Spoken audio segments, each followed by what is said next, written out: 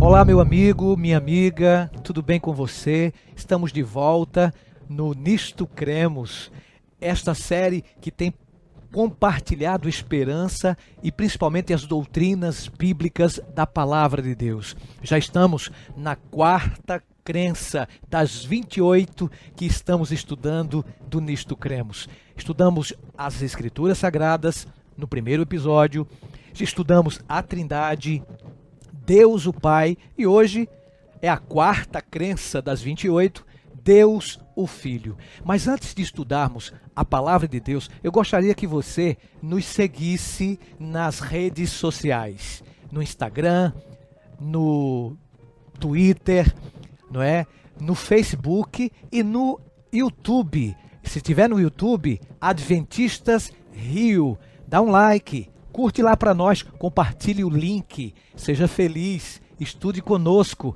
e também não se esqueça de se inscrever e ativar o sininho, porque toda vez que estivermos ao vivo, em direto ou uma estreia com os lançamentos destas e outras séries, você será comunicado. Que Deus te abençoe e vamos estudar o assunto de hoje. Mas antes, eu gostaria que você fechasse seus olhos, se puder, e ore comigo. Pai querido, muito obrigado, Senhor, porque estamos aqui falando do Teu amor, da Tua graça, na série Nisto Cremos. Abençoe cada internauta, cada um que está ouvindo, assistindo este vídeo, que possa compreender a Tua inspirada palavra. Nos dê a Tua bênção para este estudo e o fazemos em nome de Jesus. Amém. Vamos à nossa série, quarto episódio, Deus o Filho. Você sabe que Deus é o Filho eterno. Ele encarnou-se como Jesus Cristo. Por meio dele foram criadas todas as coisas. É revelado o caráter de Deus, a salvação é efetuada da humanidade e julgado o mundo inteiro. Sendo para sempre verdadeiramente Deus, ele se tornou também verdadeiramente humano, Jesus Cristo. Foi concebido do Espírito Santo e ele nasceu, conforme este livro, da Virgem Maria. Viveu e experimentou a tentação como qualquer um de nós, seres humanos, mas exemplificou perfeitamente a justiça e o amor de Deus. Por seus milagres, manifestou o poder de Deus e atestou que era o Messias prometido por Deus. Sofreu e morreu voluntariamente na cruz por nossos pecados e em nosso lugar. Ele foi ressuscitado dentre os mortos e ascendeu ao céu para ministrar no santuário celestial em nosso favor. Ele virá outra vez em poder e glória para o livramento final do seu povo e a restauração de todas as coisas. Amigos, que maravilha de iluminação! As Escrituras Sagradas retratam sobre o Filho de Deus, de ponta a ponta, do Gênesis até o Apocalipse. As Escrituras mostram sobre o Messias, mostra que um dia Deus nasceria aqui na terra, viveria entre nós, estaria conosco para salvar a você que está me assistindo, a você que está me ouvindo e a mim. Ele prometeu desde as palavras do Antigo Testamento. Há várias profecias concernentes à vinda primeira do Filho de Deus para salvar aos seres humanos. Está na Bíblia. Jesus foi prometido desde as palavras dos tempos do Antigo Testamento. E Deus, ele sempre tem mantido sua promessa. Ele sempre tem cumprido com o prometido. Ele fez suas promessas desde o Gênesis até o primeiro livro do Novo Testamento, que um filho nasceria de uma mulher. E esse filho viria para esta terra para salvar a humanidade. Empolgante, não é, gente? A gente conhecer as palavras de Deus, a gente conhecer as principais profecias do Antigo Testamento que apontavam para o Messias, para o Filho de Deus vindo, e ele veio para salvar a humanidade. Pena que muitas pessoas não o reconheceram.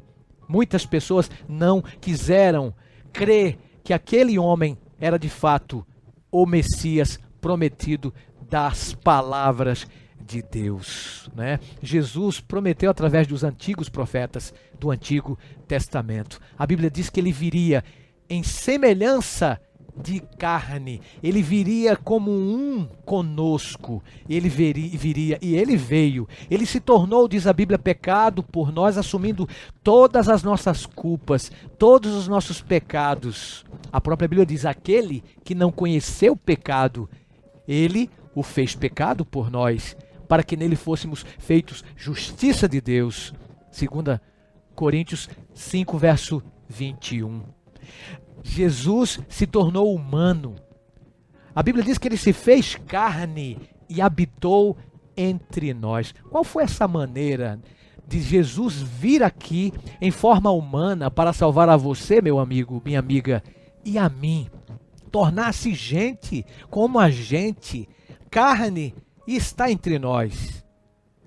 A Bíblia fala das profecias concernentes à encarnação de Cristo. O plano de Deus para resgatar aqueles que se haviam desviado do seu conselho plenamente sábio.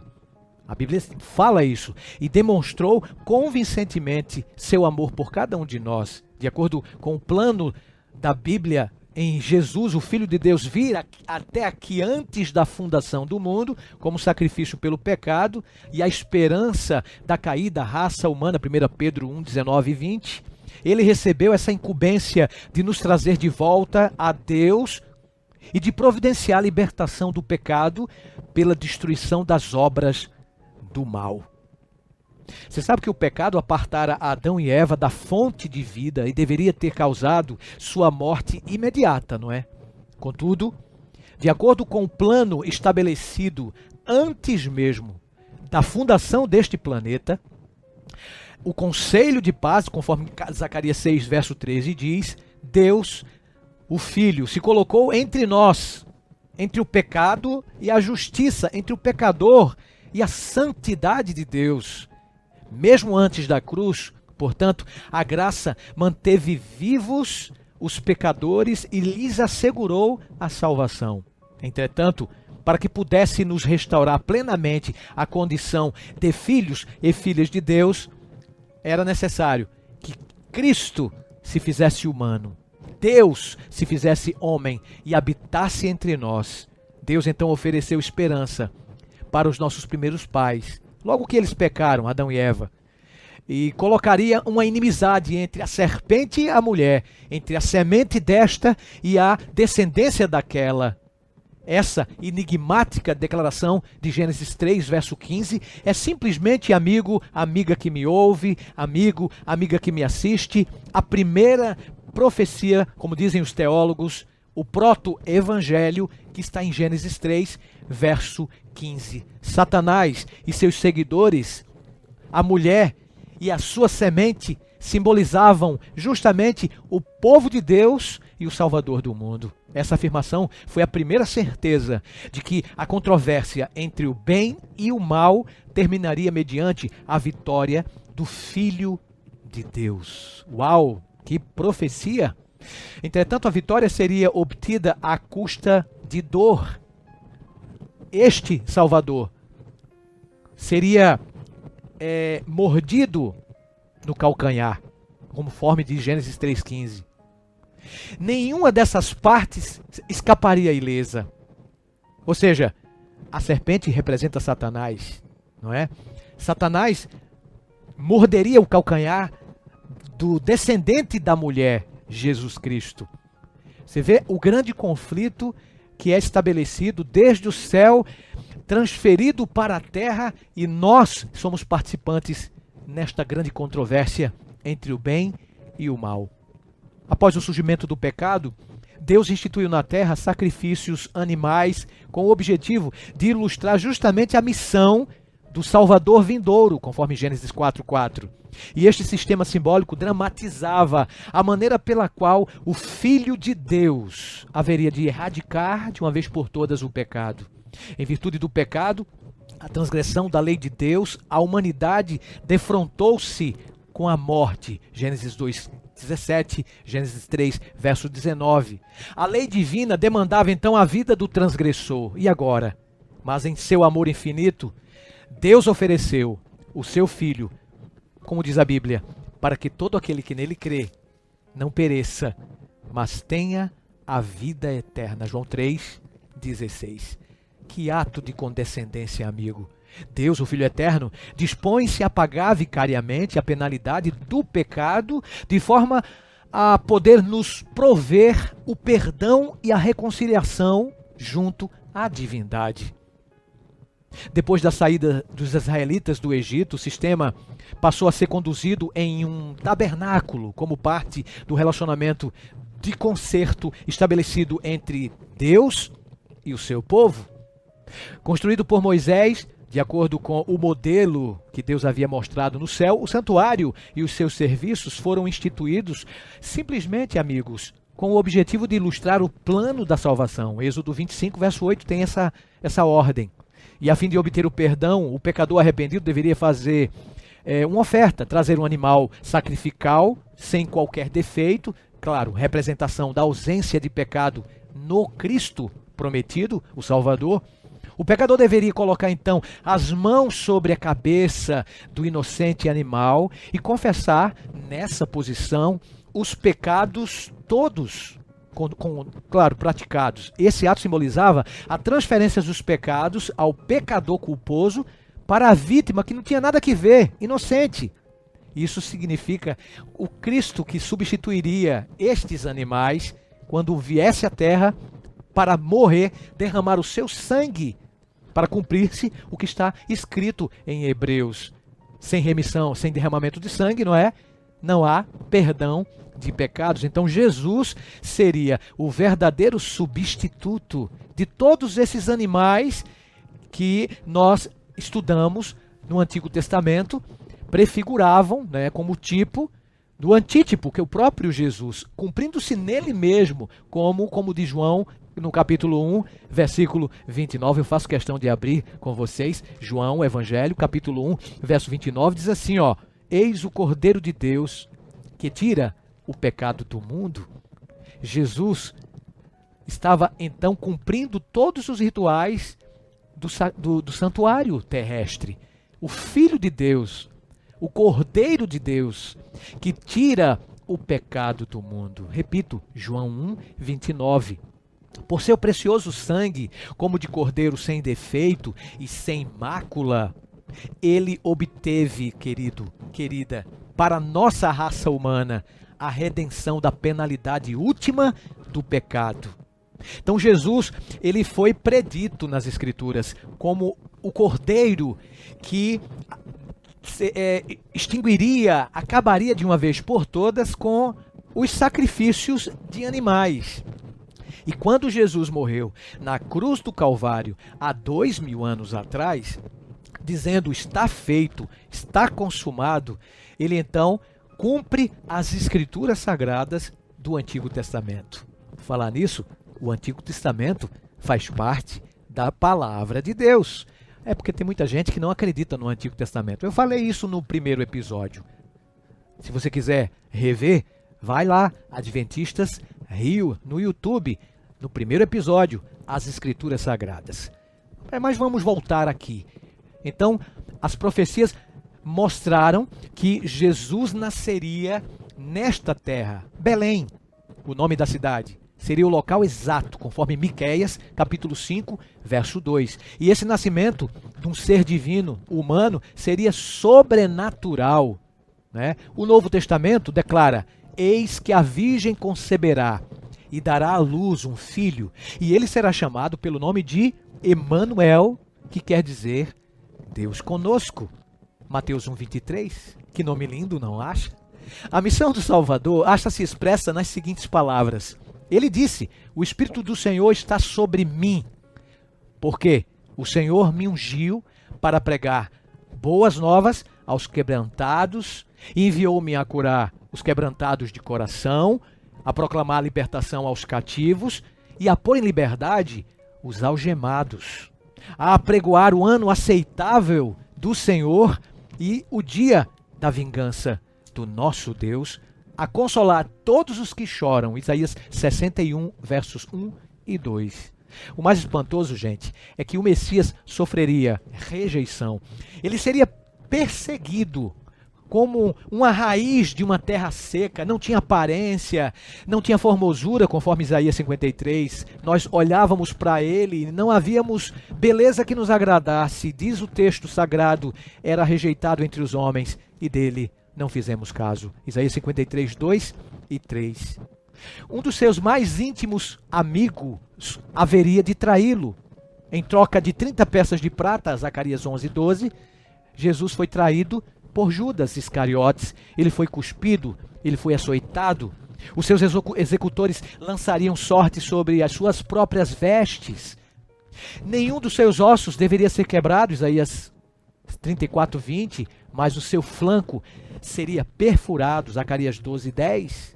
Durante os maus tratos, ele não se oporia. Ele não oporia resistência aos algozes. Como ovelha muda perante os seus tosqueadores, diz o profeta messiânico, ele não abriu a sua boca. Isaías 53, 7.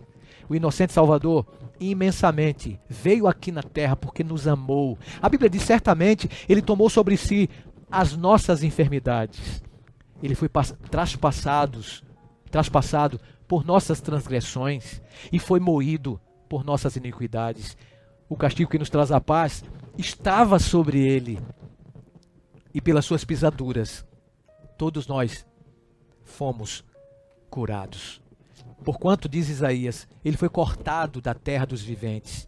Por causa da transgressão do meu povo, foi ele ferido. Isaías 53, 4 a 8. O Salvador, ele é identificado como Jesus Cristo. E que Jesus Cristo, ele cumpriu todas essas profecias. As profecias concernentes ao Filho de Deus, como filho de Abraão, Mateus 1, verso 1. Paulo, ele afirma que as promessas feitas a Abraão e a sua semente se cumpriram nele, em Cristo. Gálatas capítulo 3, verso 16. O filho de Davi, por exemplo, foi largamente aplicado a Jesus Cristo como o Messias prometido, o qual deveria ocupar o trono do grande rei de Israel, Davi. Jesus, o seu nascimento foi profetizado. A Bíblia diz que uma mulher virgem havia se engravidado. Lembram da história? Em Belém. Uma mulher virgem engravidar só pode ser um milagre, coisa de Deus, é isso mesmo. Coisa de Deus que é difícil da gente compreender do lado de cá do céu. E olha só, eu vou ser sincero com você, eu não sou tecnólogo, viu? Eu vou ser sincero com você, eu não sou teólogo, preste atenção. Mas eu acredito que nós teremos uma eternidade, claro, sem fim, obviamente, para estudar esse mistério chamado o mistério da encarnação. Jesus, ele encarnou-se. Gente, dá para entender isso? Eu falei encarnação. Deus encarnou-se.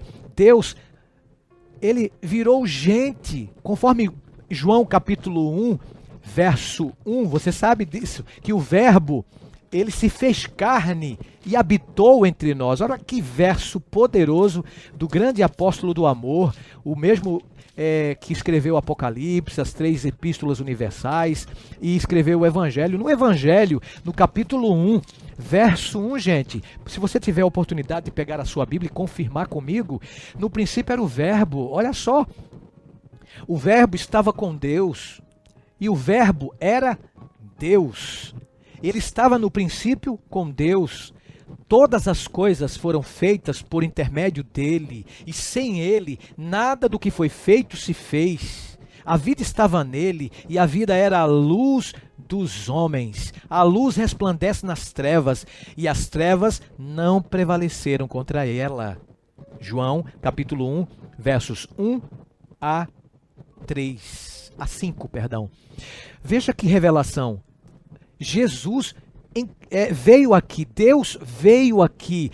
Então, antes de ser humano, Cristo era Deus. Então, o que diz a Bíblia? Todas as coisas foram feitas por intermédio dele. Não é maravilhoso saber isso? Ou seja, Deus, em sua plena criação, ele criou os planetas, ele criou o universo, por fim ele criou o planeta Terra, criou o primeiro homem, a primeira mulher, criou os animais, etc. Então, Jesus, de acordo com esse verso do apóstolo João, é mencionado aqui que ele participou na criação divina. Como pode? Milênios depois de ter criado o ser humano, ele, Jesus Cristo, agora encarnado, Deus encarnado, através de uma mulher chamada Maria, virgem, uma mulher virgem, uma jovem, por obra, diz a Bíblia, do Espírito Santo. Então, o Espírito Santo fez a obra maravilhosa. Isso não está dentro da capacidade humana de compreender, gente. Isso é um mistério, não é? É um mistério. Olha, para você ter ideia, muitos de nós não entendemos alguns cálculos de matemática, né? Matemática quântica. Nós muitas vezes queremos entender o cérebro do ser humano e nós não compreendemos tudo, né? O que está dentro daqui, né? Dentro dessa cabeça, dentro do ser humano, da sua, né? A sua inteligência. Querer saber sobre o DNA. Existem muitas complexidades do lado do céu, né? Aqui na Terra, muitas complexidades. Se nós não compreendemos essas coisas do lado de cá, imagine o que Deus proporcionou, imagine o que Deus fez, o mistério da encarnação, gente. É um mistério. Nós aprendemos algumas coisas das Escrituras sobre a encarnação, mas não sabemos tudo e todas as coisas. O que foi revelado para a gente, conforme Deuteronômio capítulo 29, versículo 29, dá para a gente compreender alguma coisa, mas as coisas encobertas é impossível. É impossível de a gente compreendê-las. Impossível. E quando se fala em encarnação, vem muitas perguntas, né? Mas como uma mulher virgem engravidar? Não pode, é justamente isso. Não dá para entender. Nossa mente é finita para entender, para prescrutar as infinitas, né, mensagens do Deus eterno. Então Jesus, antes de nascer da Virgem Maria, já existia. Então, Jesus Cristo, antes de ser gente como eu, como você, gente como nós, ele era o Deus pré-encarnado. E para salvar a humanidade, depois que o ser humano caiu em desobediência, Jesus já existia. Veja o que diz a Bíblia, o Cordeiro que foi morto desde a fundação do mundo. Claro, quando Adão e Eva pecaram, Deus, ele instituiu os sacrifícios de animais, e ali mesmo Deus permitiu que Adão e Eva matassem um cordeirinho representando o próprio Cordeiro de Deus que tira o pecado do mundo, milênios depois da primeira morte do animal. Então, Jesus já tinha sido profetizado pelos profetas do Antigo Testamento. Agora, é um mistério? Volto a dizer. É difícil compreender, mas pela fé nós entendemos o que Deus nos proporcionou através da sua inspiração, a palavra de Deus. Não é fantástico? Jesus morreu, ele veio, mas antes de morrer e antes de vir aqui à terra, ele já existia, é o Deus pré-encarnado, ele criou todas as coisas, ele é o agente da criação divina, como diz a Bíblia. Ele é o agente da criação. Jesus criou tudo e todas as coisas. Disse o próprio Evangelho no capítulo 1 de João, né? Tudo foi feito por intermédio dele. Ele é o verdadeiro Deus e vida eterna. Eu vou terminar, mas eu quero dizer uma coisa para você. Há muitas especulações a respeito da natureza humana de Jesus, não é? Há teólogos que defendem a ideia de que Jesus tinha duas naturezas. E é verdade, Jesus, antes de ser Jesus Cristo homem, ele já era Deus, ok? Então, a partir do momento que ele vem e se torna um conosco, conforme João 1, versos 1 em diante, não é? A partir desse momento, Jesus Cristo, ele passa a ter a segunda natureza, que é a natureza humana. Antes, a natureza divina. A partir do momento que ele se torna gente como a gente, um conosco, ele passa a receber mais uma natureza. Já tinha a divina e agora uma segunda natureza, que é a natureza humana. Mas vale lembrar o seguinte: ele era Deus totalmente, 100% Deus. E quando assumiu a carne humana, quando recebeu essa natureza humana, um mistério que eu acabei de explicar para vocês em poucas palavras, ele passou a ser também 100% humano, ou seja, 100% Deus, totalmente, 100% humano, totalmente homem. Ou seja, Deus totalmente, mas a sua divindade não se humanizou. Tá entendendo? Homem totalmente, a sua humanidade não se divinizou. E pastor, realmente é complicado, né, entender isso.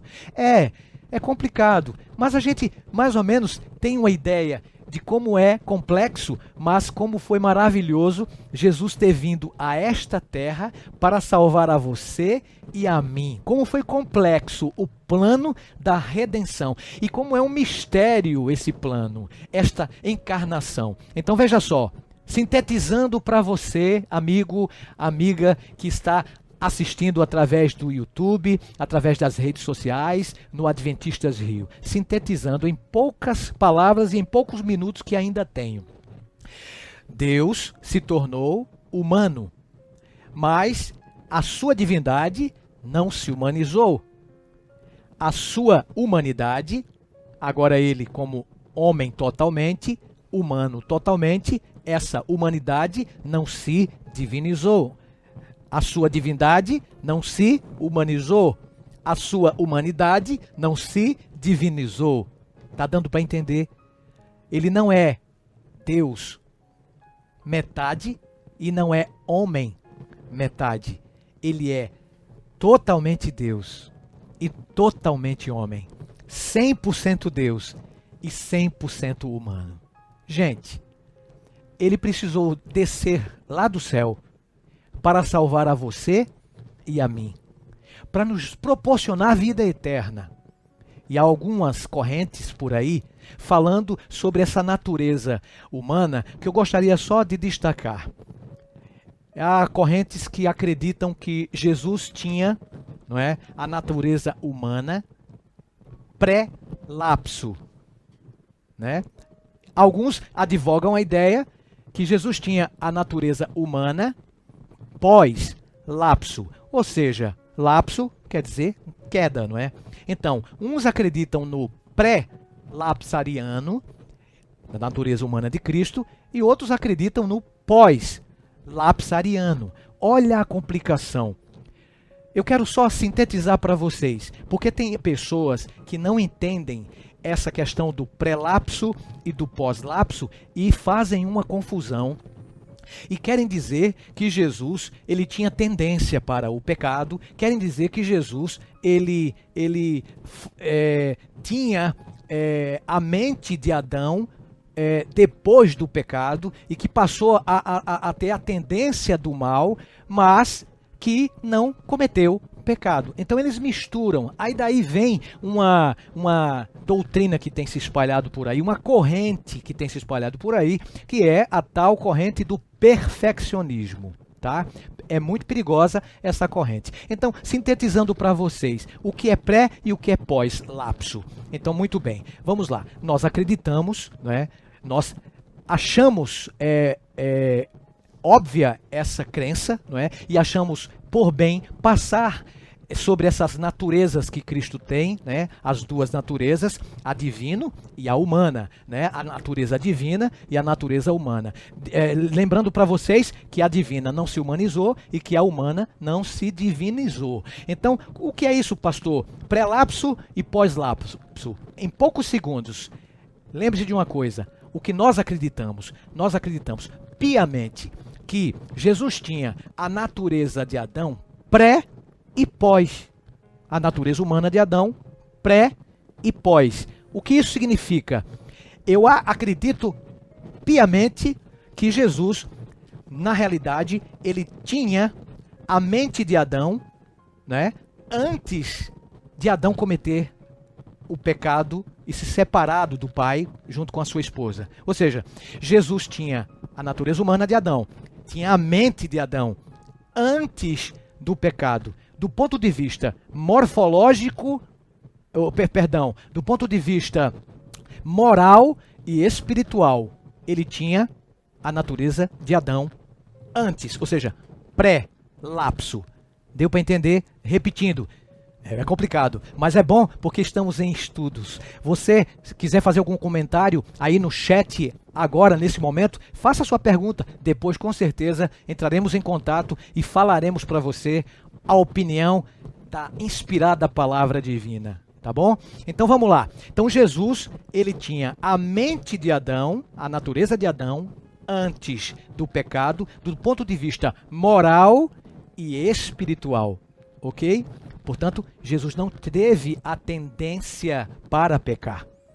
Mas, pastor, se Jesus não tinha a tendência para pecar, isso quer dizer que ele não pecou porque ele usou, então, o seu poder, o poder que lhe era inerente, porque por ser Deus, então ele usou o seu poder e por isso que ele não pecou. Não confunda uma coisa com a outra. Uma coisa é uma coisa, outra coisa é totalmente diferente, é outra coisa. Veja só, Jesus não está brincando com a humanidade. Deus não brincou, né, de pega ladrão, de busca o ímpio, de destrói a origem do mal. Deus não fez isso com a humanidade, né? Mas eu quero dizer para vocês que Jesus, tendo, do ponto de vista moral e espiritual, a mente de Adão, a humanidade de Adão, a natureza humana de Adão, antes do pecado, isso não significa, porque ele não tinha o desejo, não tinha a tendência do pecado, não significa que ele não poderia, né? Nunca poderia ter cometido o pecado. Pelo contrário, ele poderia ter cometido a falha, mas ele não cometeu essa falha. Ele não cometeu uma falha não porque não tinha tendência. Ele não cometeu nenhum pecado porque ele se apegou ao seu Deus, ao seu Pai. Ele não cometeu nenhum pecado porque ele não usou o poder que lhe era inerente para benefício próprio. Ou seja, ele não usou sua divindade em nenhum momento de sua vida para benefício próprio. Ele usou o poder de Deus, ele usou o poder que lhe era inerente, né? Porque ele tinha essa prerrogativa para benefício do próximo, para nosso benefício, para nos salvar e para salvar a raça humana. Entendeu? Então, Jesus, ele tinha a mente de Adão antes do pecado. Do ponto de vista espiritual e moral, a natureza humana de Cristo era pré-lapsariana. Ok. Agora, do ponto de vista físico e morfológico, permitam-me que eu estou indo para a parte final do sermão. Do ponto de vista físico e morfológico, Jesus tinha a natureza de Adão pós-lapsariana, pós-queda, pós-pecado. Explica, pastor. Muito bem. É o seguinte, do ponto de vista físico, morfológico, Jesus tinha a natureza humana de Adão pós-pecado. Como é que eu provo isso? Jesus sentiu necessidade? Sentiu. Jesus sentiu sede? Sentiu. Você sabe que, se você comparar Jesus, o segundo Adão, com Adão, o primeiro do Gênesis, Jesus de Mateus, para o Adão de Mateus, que é Jesus, para o Adão de Gênesis, que é o primeiro pai, né, o esposo de Eva, Adão, ele tem muitas vantagens do ponto de vista morfológico e físico do Adão segundo, que é Jesus Cristo. Tem ou não tem? Adão tinha mais de 4 metros de altura. Se eu estou exagerando, é por aí, não é? O próprio Golias, o ímpio Golias, né, do Filisteu, ele tinha 3 metros mais ou menos de altura, que foi desafiado, né? No caso, ele foi derrotado pelo grande Nanico, diante de um grande homem de 3 metros de altura. Eu posso dizer que Davi era Nanico, né? Então, do ponto de vista aí, ó, nós vemos que Davi tinha 1,60 m, 1,70 m, mais ou menos, por aí, não sei, 1,80 m, para 3 metros, o dobro de Golias, a metade de Golias. E agora, Adão, por exemplo, uns 4 metros de altura, sem pecado, né? Mesmo depois do pecado, Adão continuou com os mesmos metros de altura. Viveu 930 anos de idade. Quantos anos Jesus viveu na Terra? 33 anos.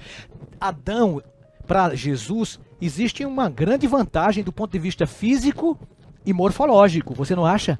Então, há algumas disparidades, há algumas vantagens do homem primeiro Adão para o segundo Adão, Jesus Cristo.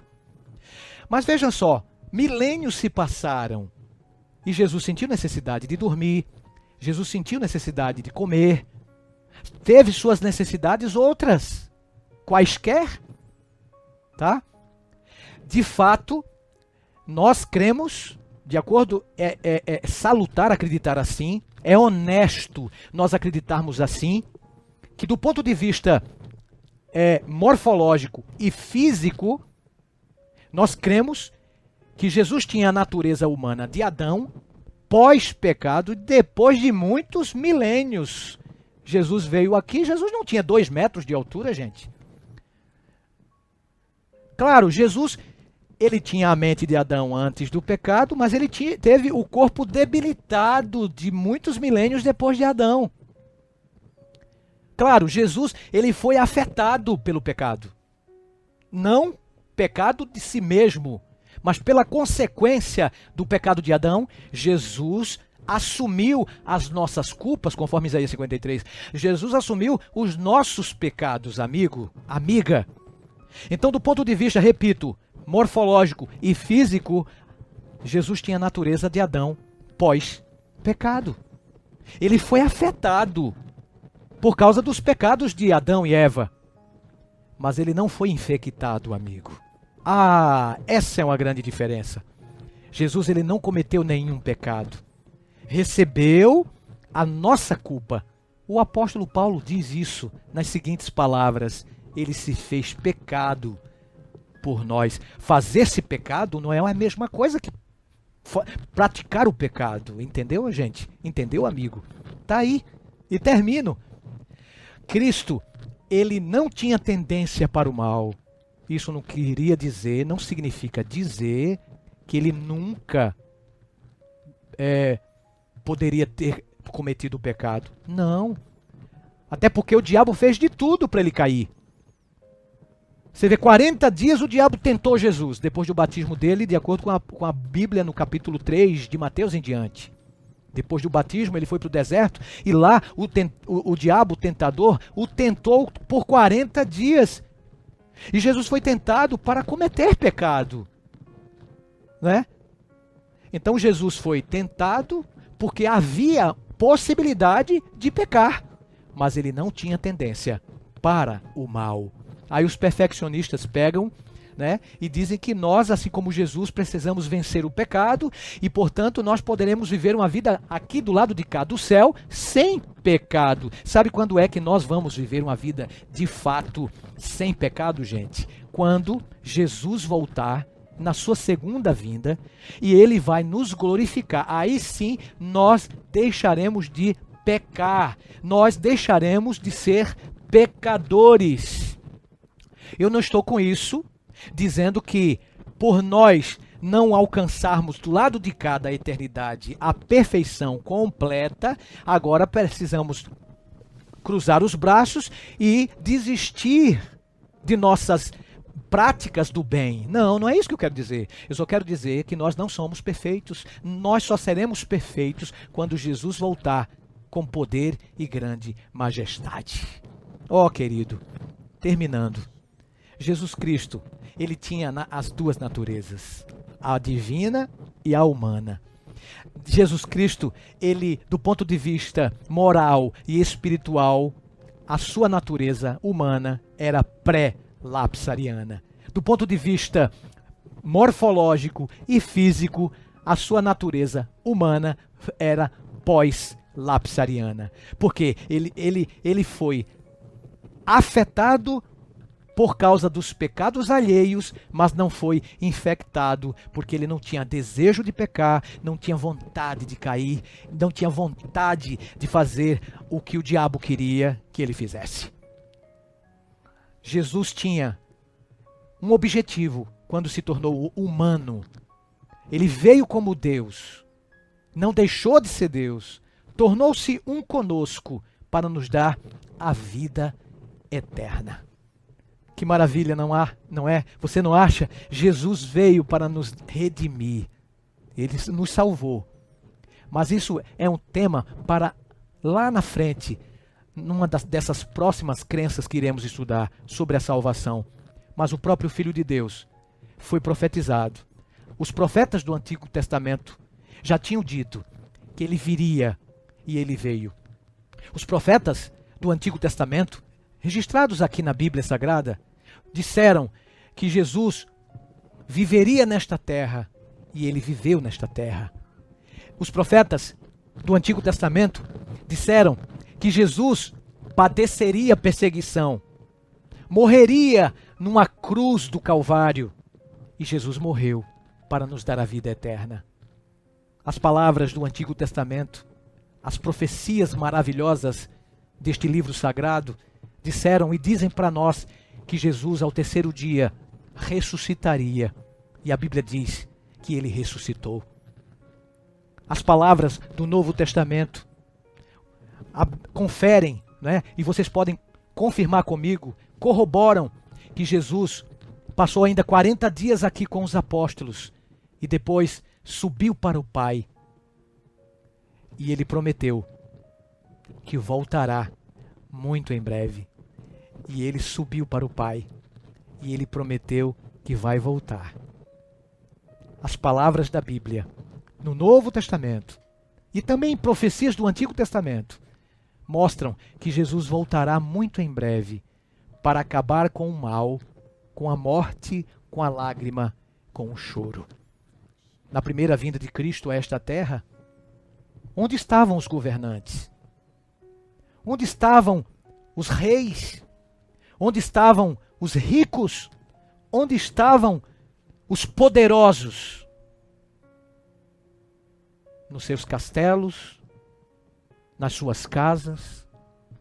E o Messias, profetizado por grandes homens do Antigo Testamento, nasceu numa estrebaria, num prato de um animal, numa manjedoura, numa cidade chamada Cidade do Pão, Belém. Ele veio humilde, como homem, para salvar a você e a mim. Jesus merece bons presentes. Alguns reis do Oriente trouxeram presentes. Alguns pastores, humildes pastores, enquanto estavam pastoreando o seu rebanho, ouviram a mensagem de que Jesus se tornou gente como a gente. Oh amigo, oh amiga, qual o presente que nós daremos para Jesus? Sabe qual é o melhor presente? É a nossa vida, é a nossa submissão, é o nosso caráter, é a nossa alma diante do seu trono, diante do Rei dos Reis, que se fez homem, habitou entre nós, o menino Jesus. Enquanto você ouve essa linda canção do Arte em Louvor, eu gostaria que você entregasse seu coração ao Rei Jesus Cristo, que se fez homem, habitou entre nós, veio aqui e morreu por nós. Escuta esse lindo louvor. Entregue seu coração a Ele.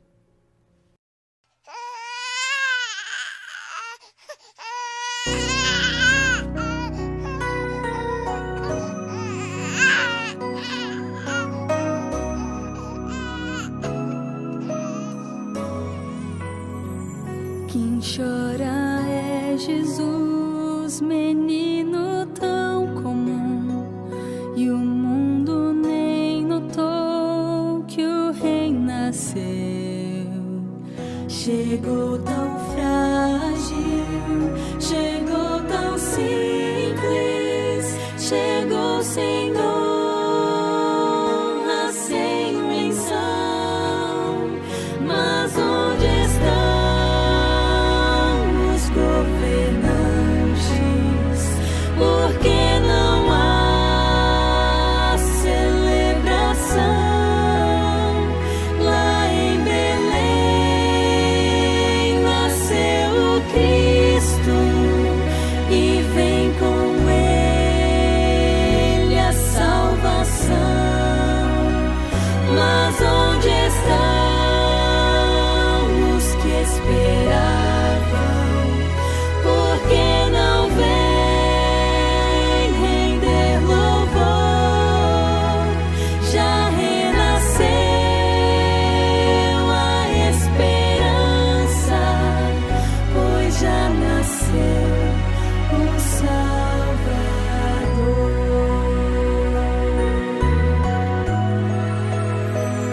Naquela noite azul, tão cheia de amor, alguns pastores vêm trazer louvor,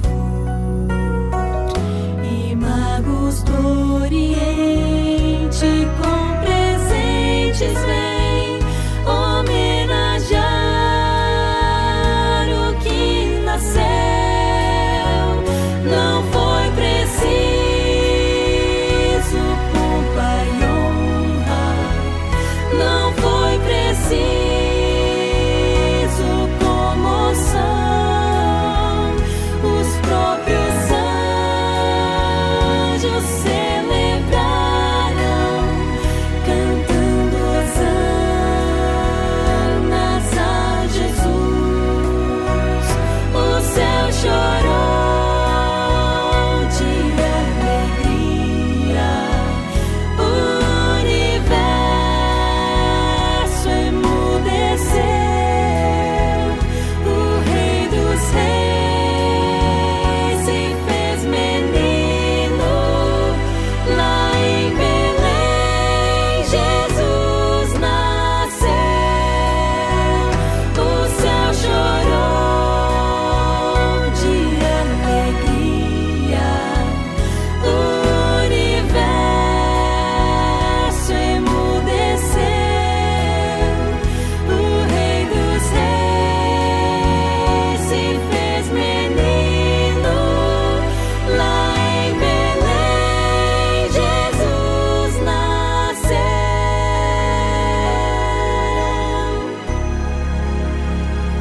Lá em Belém, Jesus nasceu.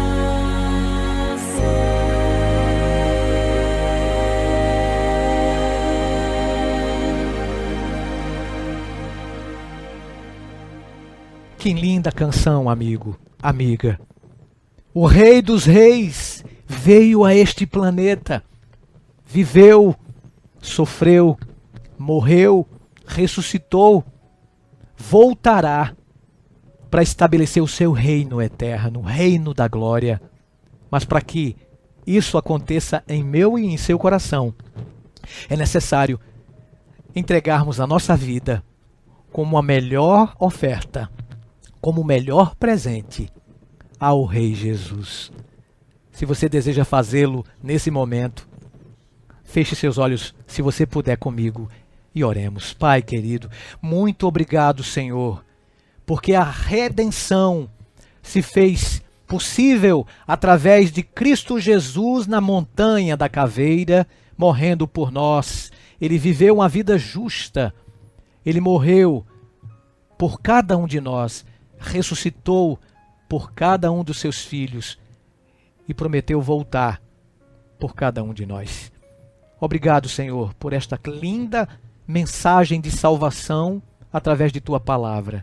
Abençoe os nossos internautas, os nossos ouvintes, aqueles que nos assistiram no Nisto Cremos. Que o Senhor nos dê paz, nos dê graça, pois te oramos em nome de Jesus, o Rei dos Reis e Senhor dos Senhores. Amém. Amém. Chegamos ao final de mais um episódio, mas não se esqueça, foi Jesus quem disse através do Santo Apóstolo que a graça de Jesus, que o amor de Deus e a comunhão do Santo Espírito sejam com você. Até o nosso próximo encontro. Que Deus te abençoe. Tchau.